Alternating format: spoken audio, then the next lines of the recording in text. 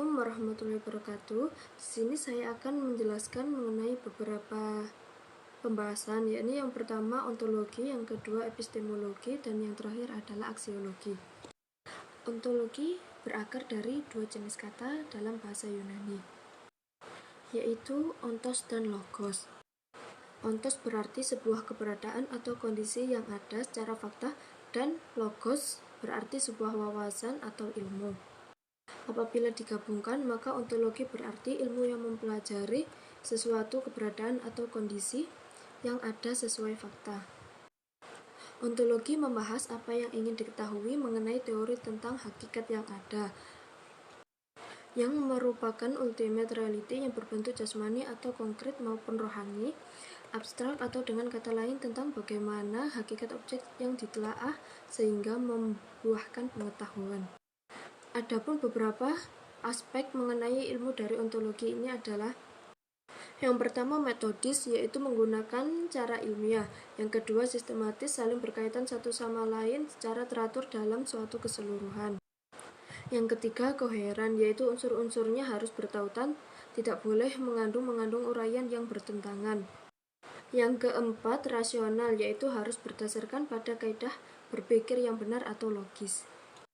Yang kelima komprehensif, yaitu melihat objek tidak hanya dari suatu sisi atau sudut pandang, melainkan secara multimediasional atau secara keseluruhan.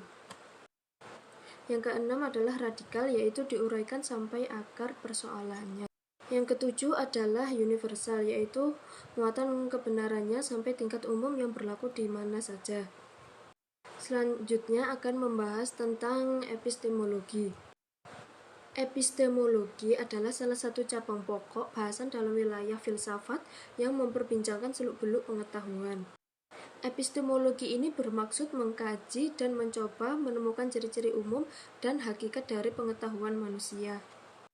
Bagaimana pengetahuan itu diperoleh dan diuji kebenarannya. Singkatnya, epistemologi adalah pengetahuan yang juga sering disebut teori pengetahuan atau theory of knowledge.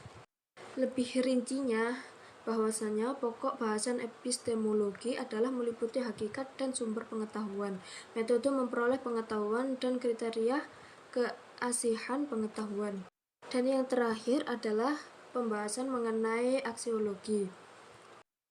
Aksiologi merupakan cabang filsafat yang mempelajari nilai.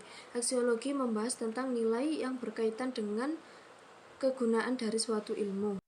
Hakikat ilmu sebagai suatu kumpulan pengetahuan yang didapat dan berguna untuk kita dalam menjelaskan, meramalkan, dan menganalisa gejala-gejala alam. Aksiologi dibagi menjadi 3 bagian, yaitu yang pertama moral conduct, yaitu tindakan moral. Bidang ini melahirkan disiplin khusus, yakni etika. Kajian etika lebih fokus pada perilaku, norma, dan adat istiadat manusia. Tujuan dari etika adalah agar manusia mengetahui dan mampu mempertanggungjawabkan apa yang ia lakukan. Di dalam etika, nilai kebaikan dari tingkah laku manusia menjadi sentral persoalan. Maksudnya adalah tingkah laku yang penuh dengan tanggung jawab, baik tanggung jawab terhadap diri sendiri, masyarakat, maupun terhadap Tuhan sebagai Sang Penciptanya. Sekian dari pembahasan yang telah saya sampaikan, semoga bermanfaat. Wassalamualaikum warahmatullahi wabarakatuh.